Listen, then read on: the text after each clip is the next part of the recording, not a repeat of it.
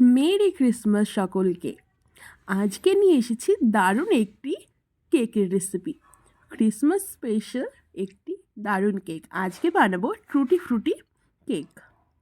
তার জন্য প্রথমে চলুন উপকরণগুলো বলে দিই। এখানে রয়েছে মেজারমেন্ট কাপের মাপ অনুসারে 1 কাপ ময়দা, চিনি, সাদা তেল, রয়েছে 2টো ডিম, টুটি ফ্রুটি, 1 কাপ দুধ, আর ভ্যানিলা এসেন্স, আর রয়েছে বেকিং সোডা আর বেকিং পাউডার। এই কয়টা উপকরণই লাগছে আমাদের আজকে কেক বানাতে। এখানে আমি 1 কাপ চিনি আর 2টো ডিম ভেঙে রেখেছি আর চিনিটাকে গুঁড়ো করে রেখেছি।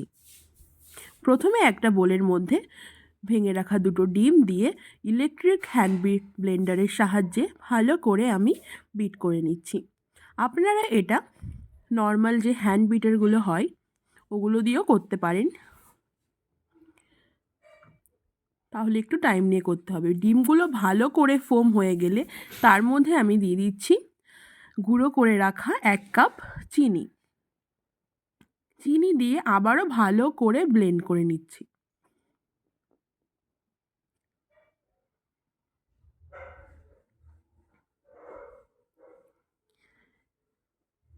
চিনি গুঁড়ো দিয়ে ভালো করে ব্লেন্ড করে নেওয়ার পর আমি দিয়ে দেব মেজারমেন্ট কাপের মাপ অনুসারে 1 কাপ সাদা তেল।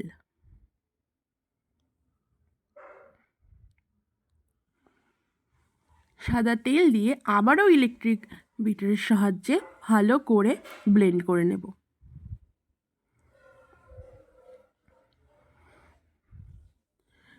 তিনটি উপকরণ ডিম, চিনি আর তেল ভালো করে ব্লেন্ড করা হয়ে যাওয়ার পর আমি দিয়ে দিচ্ছি 1 কাপ ময়দা।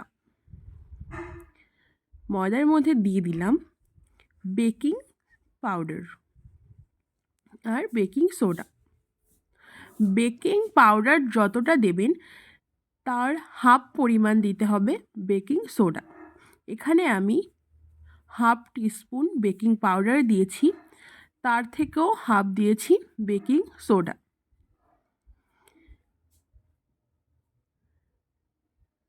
ভালো করে এখন ব্যাটারটাকে গুলে নেব।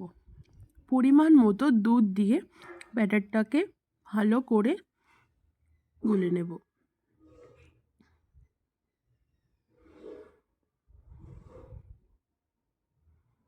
কেকের ব্যাটার কিন্তু বেশি ঘন হলেও হবে না আর বেশি পাতলা হলেও হবে না, এরকম ঘনত্বে আমাদের ব্যাটারটাকে বানিয়ে নিতে হবে। ব্যাটারটা আমাদের তৈরি হয়ে গেলে আমি দিয়ে দেব ভ্যানিলা এসেন্স। আমি এখানে 1 টিস্পুনের মতো ভ্যানিলা এসেন্স দিলাম।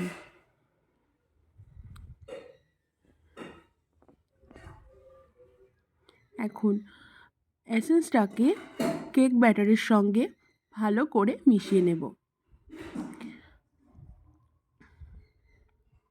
এখানে আমি টুটি ফ্রুটিগুলোতে কিছুটা শুকনো ময়দা মিশিয়ে রেখেছিলাম যাতে এগুলো কেকের সঙ্গে ভালো করে মিশে যায় ব্যাটারের সঙ্গে। ভালো করে মিশিয়ে নেব।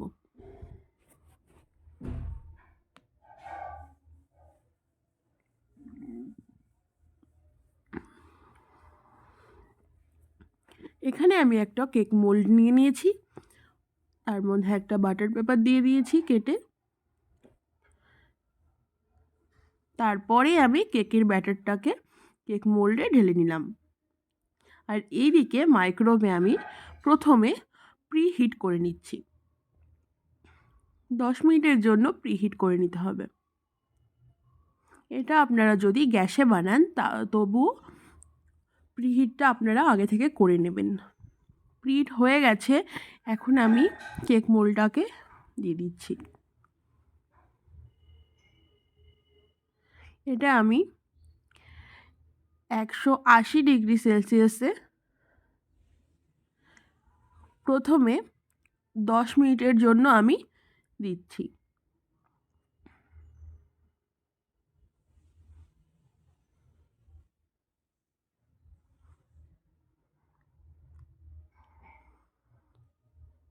10 মিনিট হয়ে যাওয়ার পর আমি উপর থেকে কিছুটা টুটি ফ্রুটি ছড়িয়ে দিলাম। আবারও 20 মিনিটের জন্য আমি এটা 180 ডিগ্রিতে রেখে দিয়েছিলাম। তারপরে আপনারা এই কেকটা গ্যাসেও সেম প্রসেসে বানিয়ে নিতে পারবেন। তারপরে একটা টুথপিক দিয়ে 20 মিনিটের পর দেখে নেবেন, কাঠিটা যদি শুকনো বেরিয়ে আসে তবে কেকটা একদম রেডি হয়ে গেছে। তো কেকটা আমার রেডি হয়ে গেছে, আমি আনমোল্ড করে নিলাম। দেখুন কতটা সুন্দর দেখতে হয়েছে কেকটা, অ্যান্ড ভীষণ সফট হয়েছে আর কতটা ফুলেছে। কেকটা অবশ্যই সকলে একবার বাড়িতে বানিয়ে ট্রাই করবেন, সকলের খুব পছন্দ হবে।